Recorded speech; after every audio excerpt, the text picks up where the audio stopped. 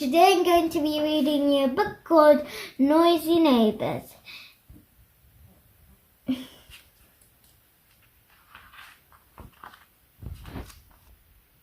George lived at number 6 Acorn Road. He loved to sit in the garden and do the competition in his magazine.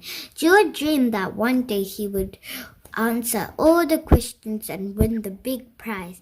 Lewis lived next door to George.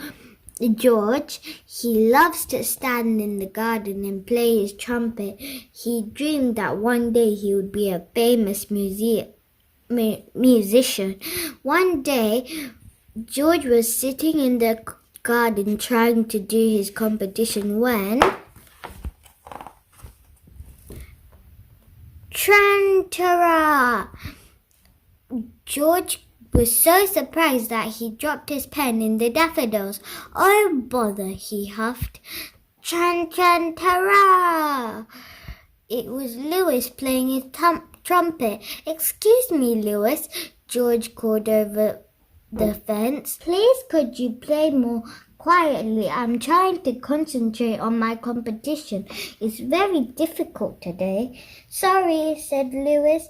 The trumpet isn't a quiet sort of instrument, and I have to practice for a very important concert. Don't you think it's wonderful music?" George didn't think it was at all wonderful. "Humph," he said, and went back to his competition. Tran, tran, tara! The music started up again, even louder than before. "Humph, this is ridiculous," George muttered, and he stomped indoors. George made himself a pot of tea. Then he opened a packet of raspberry buns and settled down in his armchair. "At last I can concentrate," he sighed.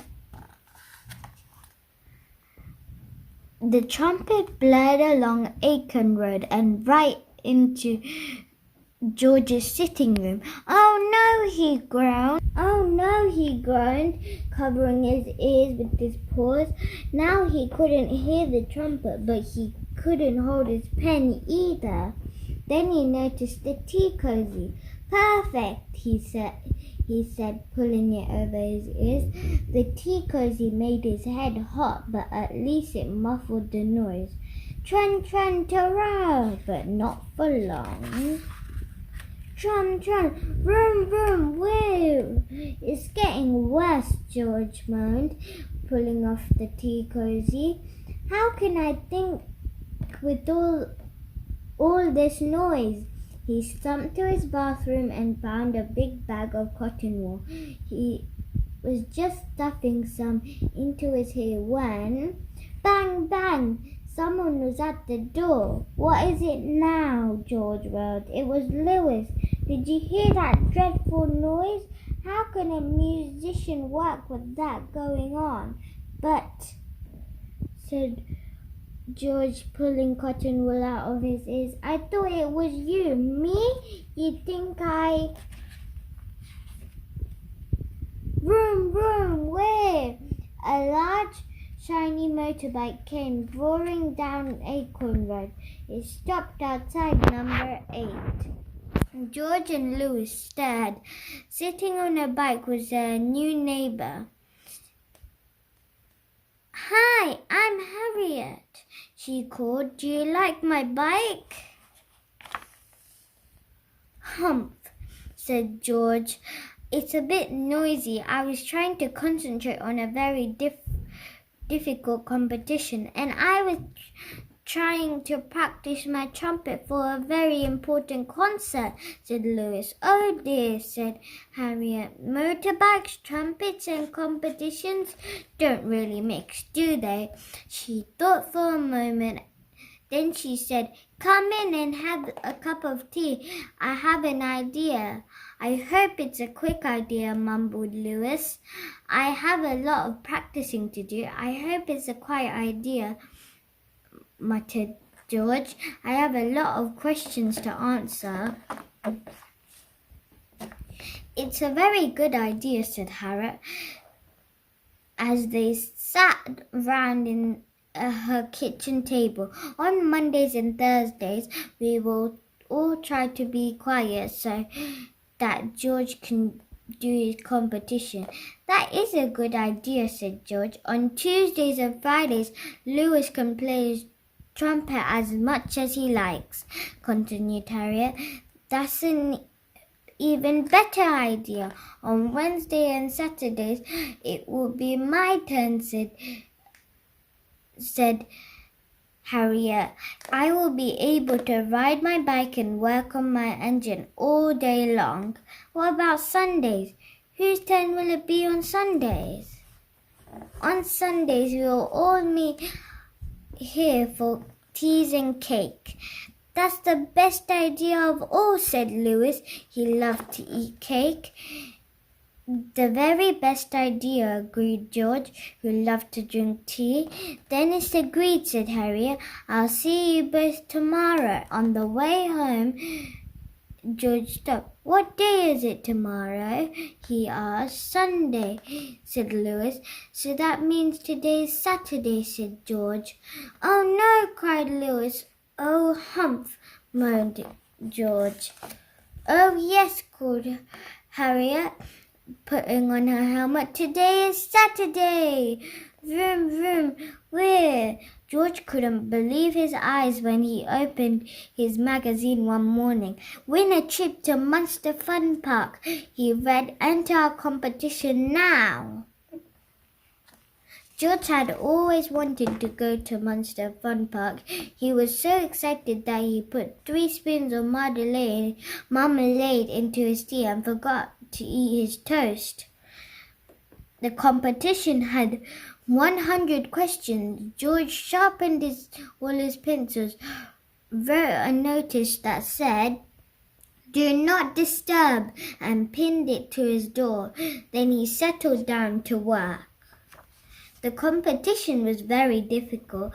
George concentrated very hard. He didn't hear Lewis playing his trump on Tuesday. He didn't hear Harriet riding her motorbike on Wednesday. By Thursday, only the 2 most difficult questions were left. George thought that Lewis and Harriet would be able to help. George went next door to see Lewis. Harriet was there helping Lewis choose a shirt for his concert. Do you think I should wear the sparkly one or the flowery one? Asked Lewis. I like the spotty one. Yes, wear the spotty one, said George. Now can you help me with my questions? I could win a trip to Munster Fun Park. Munster Fun Park, said Lewis. Well, what are the questions? Asked Harriet. George showed them his competition. A loudest instrument beginning with T, said Lewis.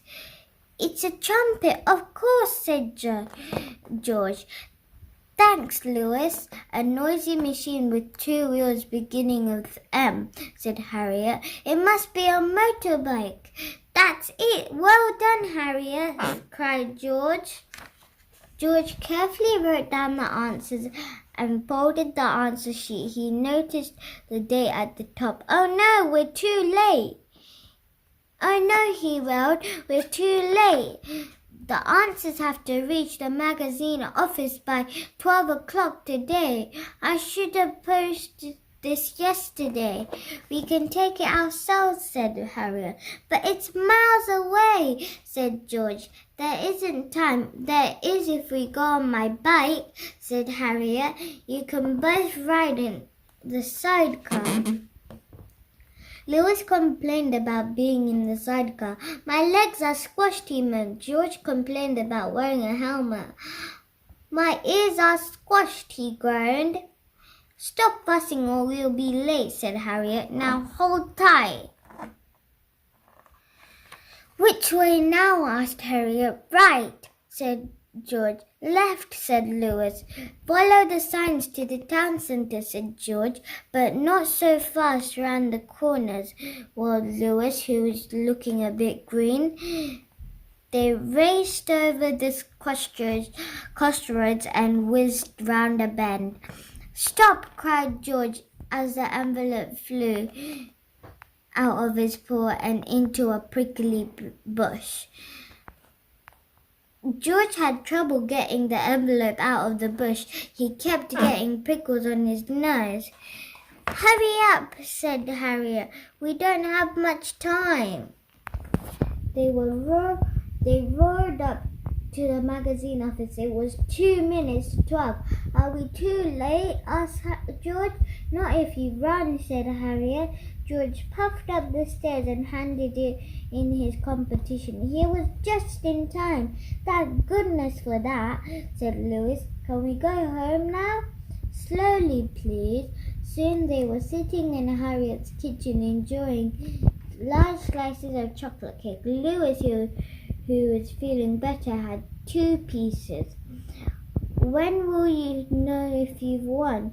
"Not until next week," George sighed, for the next few days seemed very long. Louis couldn't concentrate on playing his trumpet. Harriet couldn't concentrate on fixing a motorbike. George couldn't concentrate on anything at all. He thought he would burst with waiting.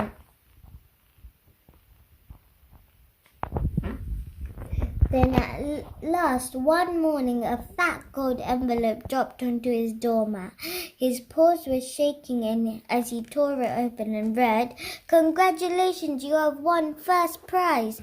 George rushed outside. Louis was there helping Harriet polish her bike. "Harriet, Louis, I've won. I'm going to Monster Fun Park," he shouted. "Well done, George," said Louis and Harriet. "We knew you could do it. You both helped me win, said George, "and you're coming with me. I've got 3 tickets.